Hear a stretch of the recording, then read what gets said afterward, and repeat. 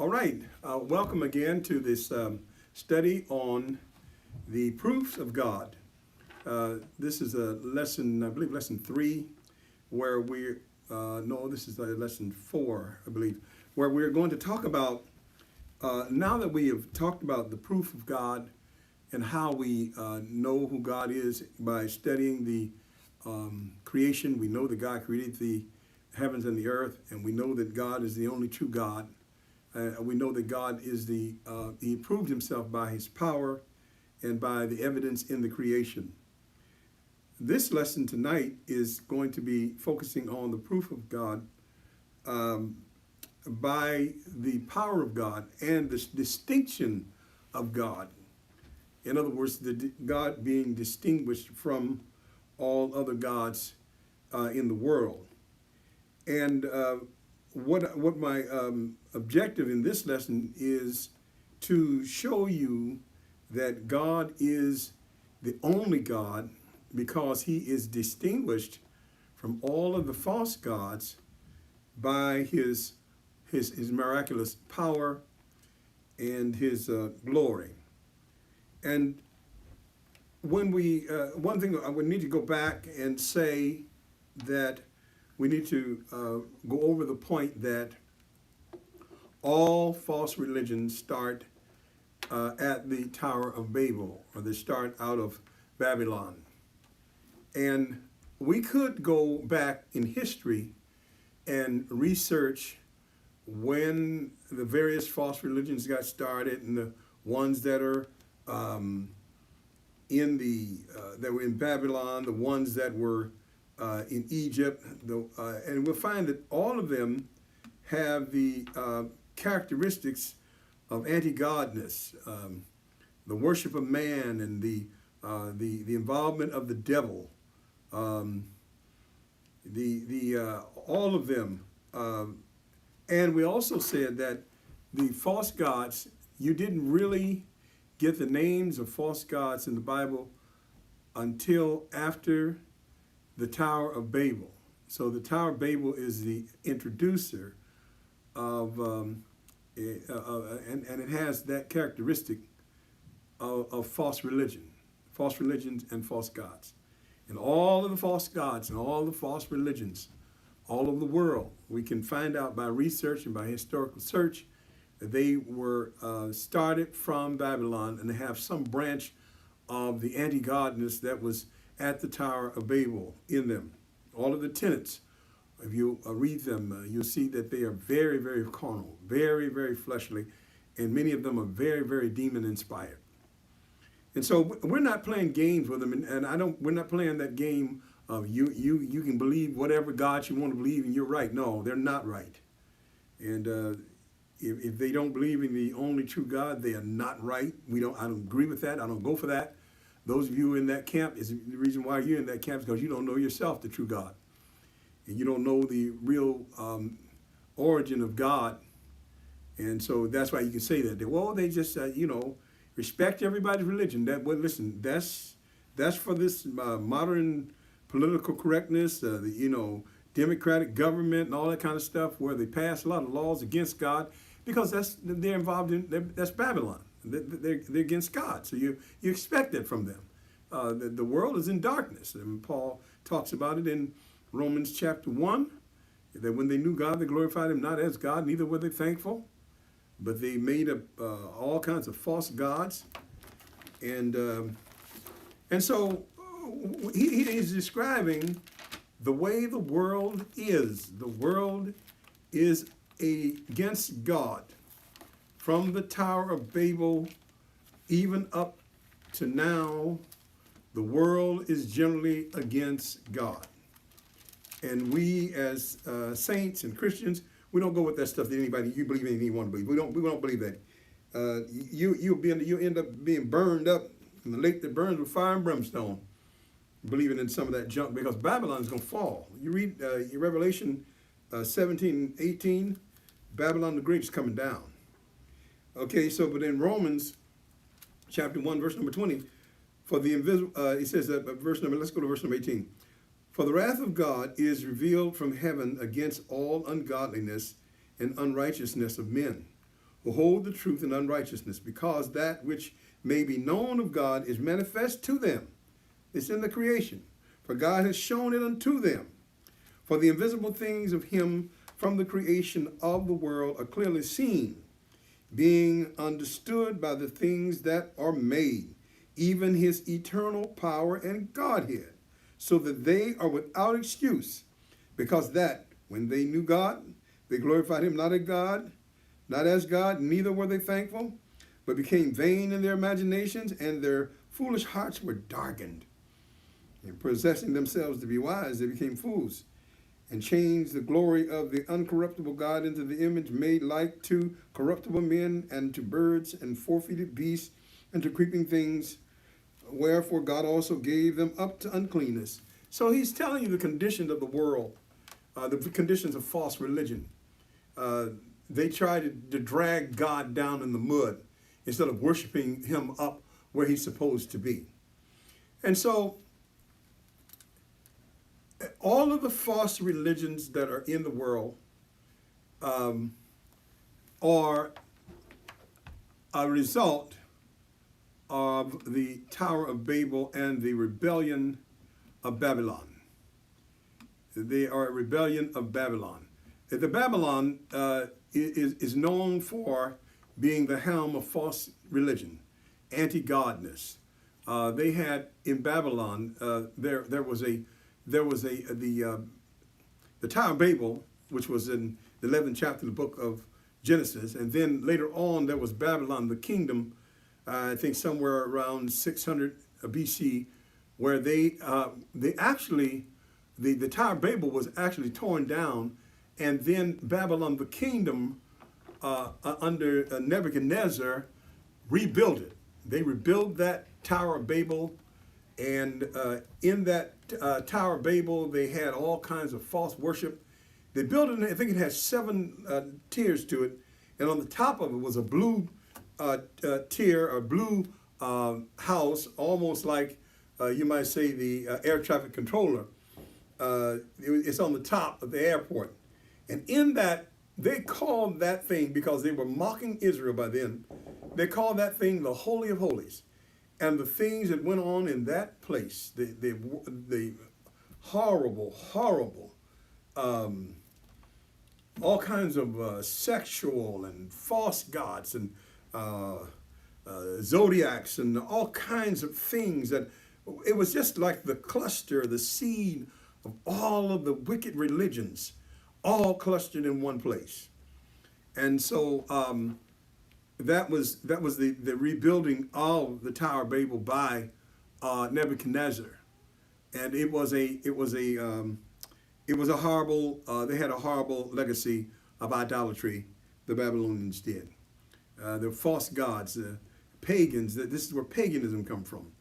The false god Rimmons, and the false god of it's called Skithklus.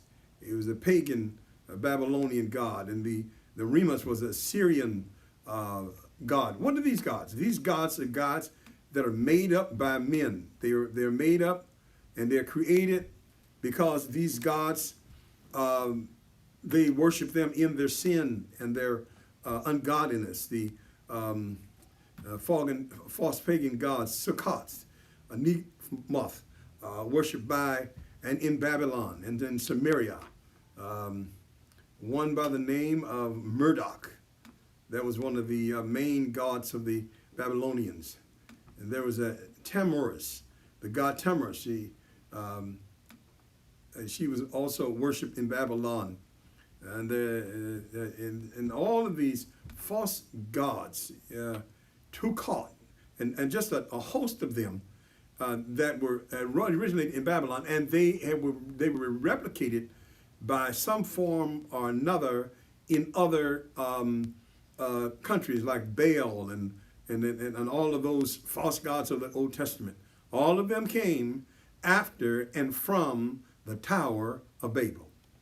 And so along with the false gods came the false religion, and it came false miracles. They came the priests like the priests that were in the Egyptian priests that that withstood Moses, Janus and Jambres, those are all false gods, the gods of the Egyptians.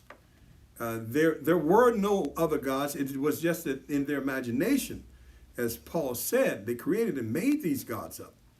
And so the true God is distinguished from the false gods. The true God, what I want to show you out tonight, is that the true God is the God that made the heavens and the earth, and the God that spoke to Adam and Eve, the God that spoke to Noah, the God that was the God of all mankind, because man was one on the earth, and there was no no Trinity or anything like that. The idea of the Trinity comes out of Babylon as well. I don't mean to offend anybody, but if you do your research, you'll find it out, because it was the pagan world's suggestion or infiltration into, quote, Christianity, the polytheism of the Trinity. And it's so infiltrated, it's so widespread that the Trinitarians call those who believe in the one true God heretics. But even if every Trinitarian tonight will research it, they will have to admit to you that that was not in the original Christian faith of the first century. But it came when Constantine locked arms with the Babylonian influenced religions of Rome. And Babylon was the what we call the first world power that influenced the world in religious ideas and stuff like that, and philosophy.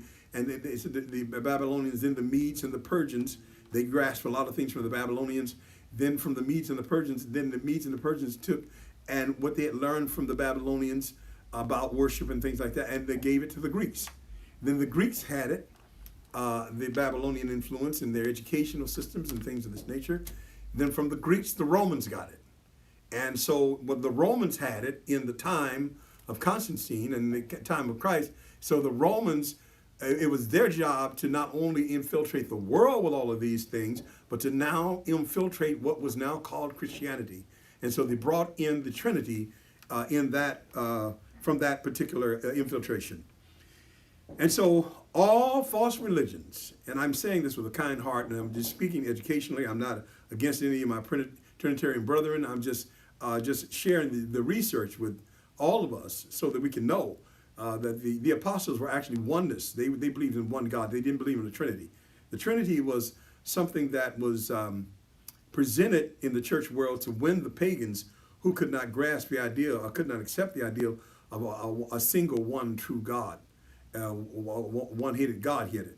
So the Catholics tried to appease the pagans by creating a religious system that resembled their system of polytheism. And that's because they had in their, coming from Babylon, there were mother gods and son gods and baby gods and father gods, trinities. And so from that particular culture and teaching, they got the Trinity and they brought it into the Catholic Church to win the pagans, because they wanted to keep, the Constantine wanted the kingdom not to be divided at any cost. And one of the costs was to make something that everybody can go along with. And the polytheistic characteristics of the Trinity were what won the pagans to Catholicism. And not only that they win the pagans to Catholicism, but they brought in multitudes and multitudes of other false doctrines through people like St. Augustine, who brought in much paganism and Gnosticism, even in the Mother Mary, worshiping of the Mother Mary, and all of those different things that were brought in through St. Augustine and other pagans and philosophies, and they interwoven all those things into the Catholic Church. Now, that's not my teaching tonight, but I had to bring that in to show you that those religious ideas from the Babylonian kingdom are spread all over the world, and even in what we call, quote, Christendom.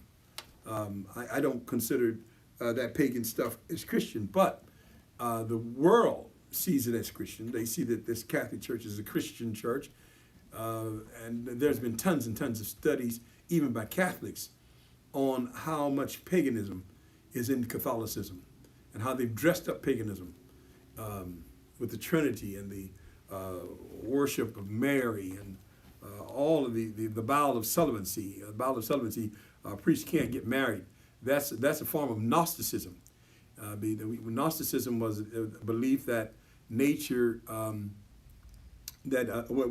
Augustine, he believed that we transferred sin by a father and mother. In other words, where a child gets the sin nature was through their mother and father. Their mother and father came together and had them, and they had the sin nature through sex. Now, you know that's of the devil. You know that it is. Every man is born in sin, shaping in iniquities, because he's in the family of Adam, man or woman. But those are the kinds of demonic things that were taught by Augustine, and Augustine is considered one of their highest honored men. And he was one of the most detrimental, most poisonous, and the most Gnostic teacher in the world, that impacted the world. And we'll talk some about Augustine in some future lessons. And I'm not the only one who knows this. There's multitudes of Catholic scholars who know it. Multitude of them, multitude of Protestant scholars who know about the corruption of Augustine. All right, now, so I said that in reference to the discussion of false religions in the world. But when we go back to the pagan gods of the Old Testament, and we go back to paganism, how do we know that the God that we serve is the correct God? Is this God we serve the Creator? Is this God we serve the God of Adam and Eve, the God of Abel, the God of Enoch, the God of Elijah, the God of Noah? Is this God? Yes. We're going to identify him as the God before the tower. The God before the tower is the God that we serve. All other gods came after the tower. So the God before the tower is the God of Abraham. The God before the tower is the God of Adam, the God of Noah, the God of Enoch, the God of Abel. That's the God before the tower. Gods after the tower are made up gods, false gods. And we are not to be intimidated by them. And if you would be careful to study, and I would say this to you, that according to Revelation chapter 17 and 5, now there's two ways we can figure that the false gods all originated at the Tower of Babel. We can do it by tracking the history. We can do it by listing those gods and what happened at Babel. It is a multitude of horrible things that happened at Babel. We can list the things that happened at Babel. We can trace those gods from Babel to wherever they went, and we can also go to Revelation chapter 17, verse 5, or we can go to Romans chapter 1 and verse 20 and read on down, verse 19, 18, 19. And it'll just tell us right there where it all comes from. We can just either research it or read it. But it is clear from Revelation 17 and 18 that Babylon, and I guess I need to read that in your hearing tonight, where and this is revelatory because it helps us as Christians to be able to identify what's going on with the gods and how to know who the true God is. Okay, in Revelation chapter 17, in verse number, let's go to verse number 4. And the woman was arrayed in purple and scarlet color, and decked with gold and precious stones and pearls, having a golden cup in her hand, full of abomination and filthiness of her fornication.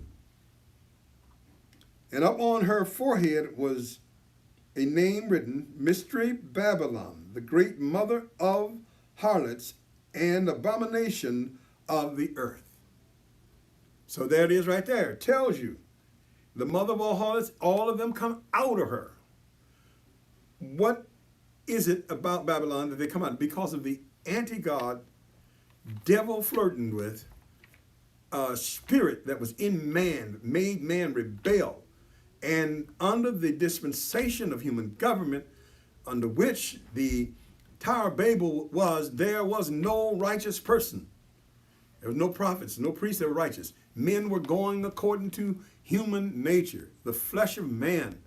And so when the flesh of man was turned loose, man created all of these things. That was when the Apostle Paul described it in Romans chapter 1 and verse number 18, 19. For the wrath of God is revealed from heaven against all ungodliness and unrighteousness of men who hold the truth in unrighteousness, because that which may be known of God and manifest in them. For God hath shown it unto them. In other words, by revelation, this man should have worshiped God. For the invisible thing, in other words, he's telling them that they had no excuse not to believe God. But they did. And so what happened at the Tower of Babel, that was a turning point of the world. That was when the world of sin and shame was inaugurated to be in power of the world. That was what you call the inauguration of the world of sin and shame and of false religion. That was when man was cut loose and came up with his own religions, came up with his own ideologies. And all of this comes from the curse of the fall, the curse of Adam, the false religions, the false gods. All of this comes from the curse of Adam. And so in our minds, in our study, we divide the God before Babel. We show the God before Babel as the God that we should be serving, as a God we should be believing in. Now, the God before Babel also was the God of Abraham, and the God of Isaac, and the God of Jacob. The God who was before Babel, the reason why I say when classifying him as the God before Babel was because before the Tower of Babel, man was all one. There was no Jew and no Gentile. God was just dealing with man as a whole at that time, and God was making his appeals to man, and God was appealing and wooing man, and they only had God to communicate with. There was no false gods to communicate with. Now there was a bit of false religion by Cain when he brought the improper sacrifice, but there were no false gods. Man had not gone that far yet. What happened at Babel, man actually divorced God. And God put him out. Man broke away from God. The Tower of Babel is a study that every preacher needs to take out time to look at it, because it is so much information in it. It tells there's so much, even in the book of Revelation, even in the future generations, even at Pentecost. Pentecost is relative to the Tower of Babel because Pentecost was the opposite extreme of what happened at Babel. Whereas at Babel they were scattered, Pentecost they gathered. At Babel they spoke in confused tongues. At Pentecost they spoke in understandable tongues. They were foreign but understandable tongues. At Babel they met at a horrible place. At Pentecost they met at Jerusalem, the headquarters of God. At Babel they were at the headquarters of false religion. The word name Babylon means the gate of gods, the gate of the gods. In Babylon there were 1,000 Babylonian, the one that was rebuilt about 600 BC. There was 1,000 false god temples in that place.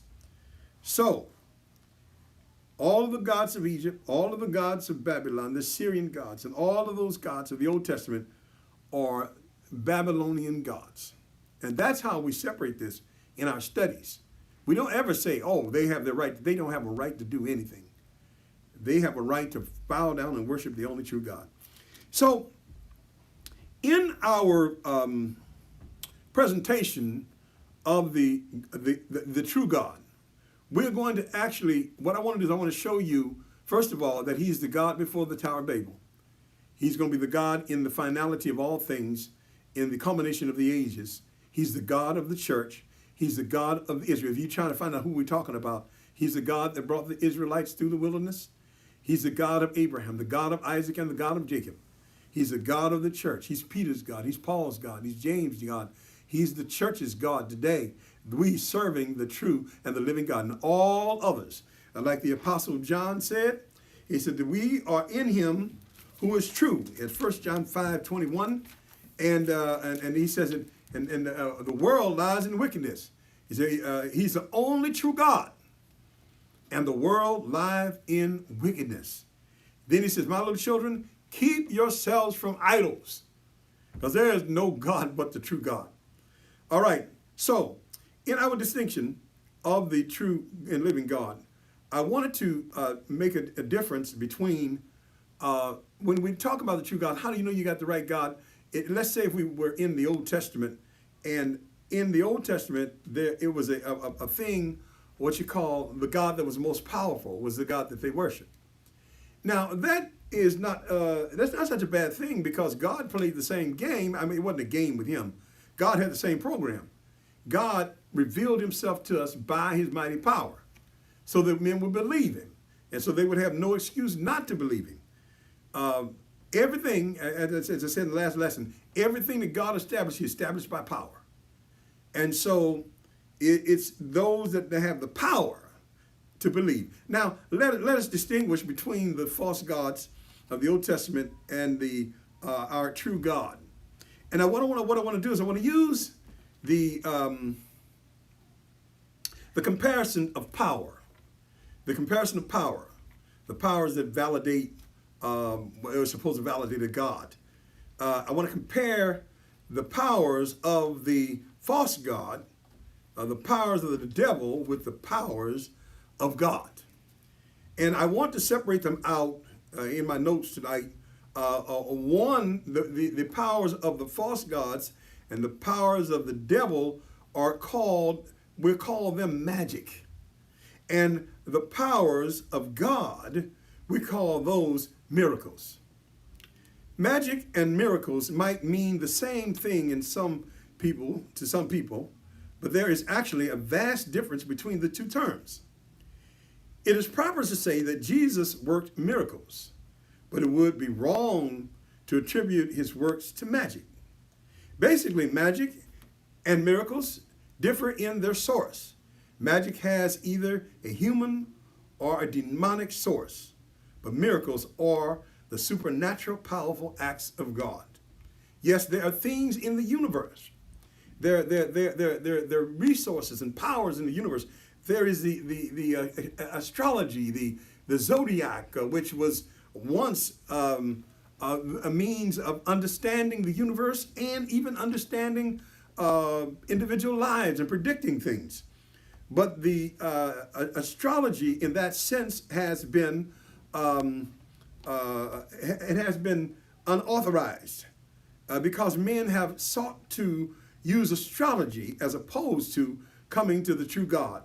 They wanted to know the stars as opposed to knowing the one who made the stars. And so God is wooing man to himself. There are two different kinds of magic, and it is good to distinguish between the two. Entertainers who use slight tricks and illustrations in their performances, often called magicians, but they are actually illusionists, which is what most of them prefer to be called, an illusionist. Audiences does not consider what they see to be real. In other words, they are playing a game. The audience understands that it's a trick, and so they don't take them as seriously. But they may have taken those magicians of the Old Testament God seriously when they did things. Do not be surprised to hear what you hear that can be done by the power of Satan, because remember now, if you would look in the book of Revelation, when the Antichrist is going to be empowered by Satan to work mighty miracles. Satan will tap into the universe and the sources of power and miracles that are in power and magic that are in the universe. There are things, there are majestical powers. There is divinations, and there's soothsayers, and there's the occult that taps into what we call the natural supernatural. Why do I call it the natural supernatural? Because it's in the natural world and the natural realm. But the supernatural is that which is out of the realm of that bank or that reservoir of supernatural powers that the devil may tap into. The devil taps into those things. And so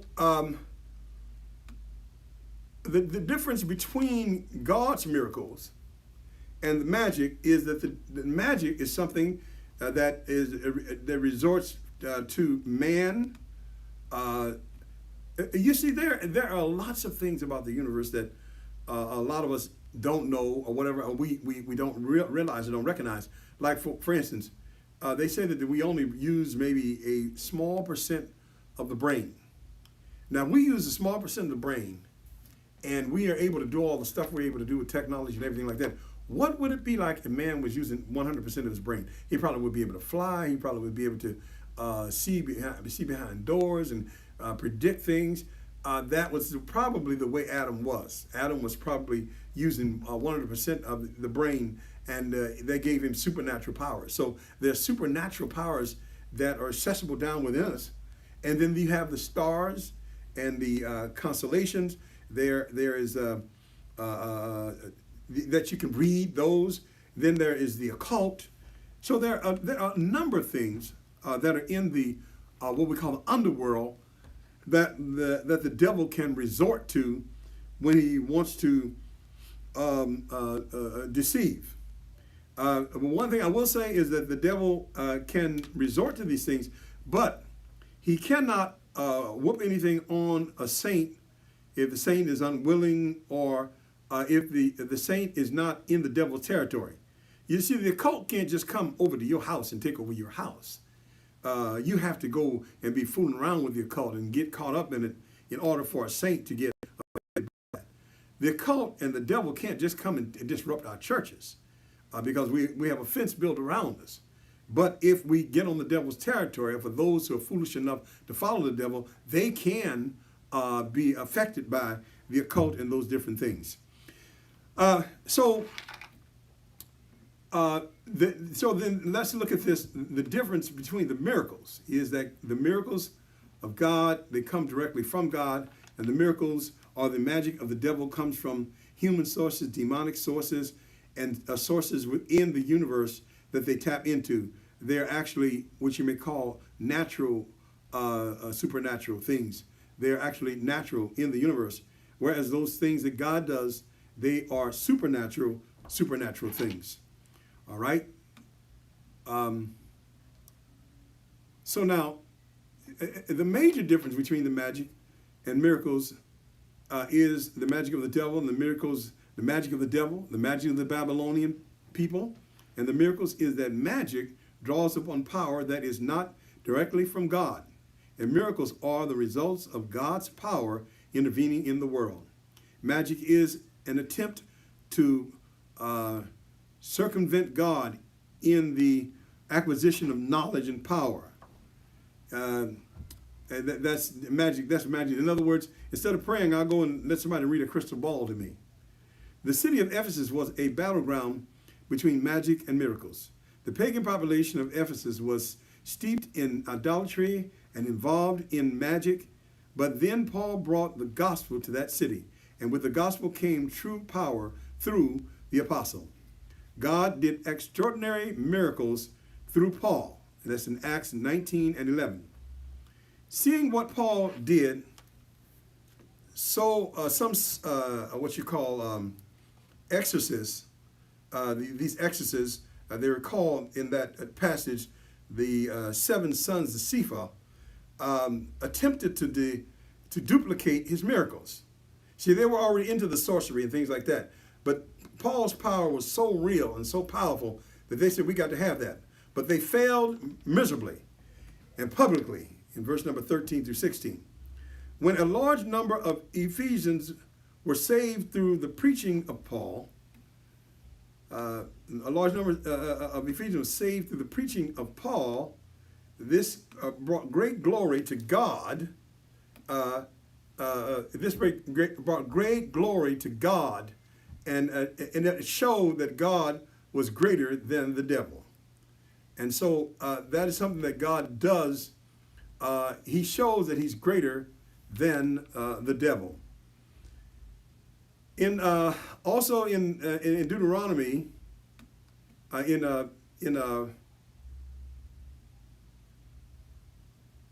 in the book of, okay, before we go to Exodus, let's go to Mark. Another difference between magic and miracles is that magic does not glorify God, but miracles do. See Mark 2:12. A good example of a magician's self-promotion is found in Samaria. A man named Simon had practiced sorcery in the city and amazed all the people of Samaria.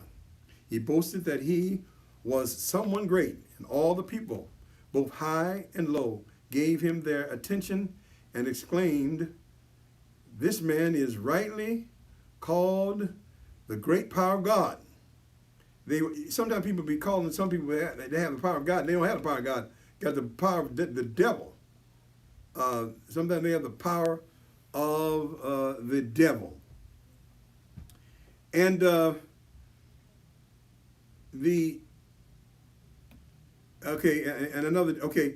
they thought that he had the power of God, but he did not have the power of God.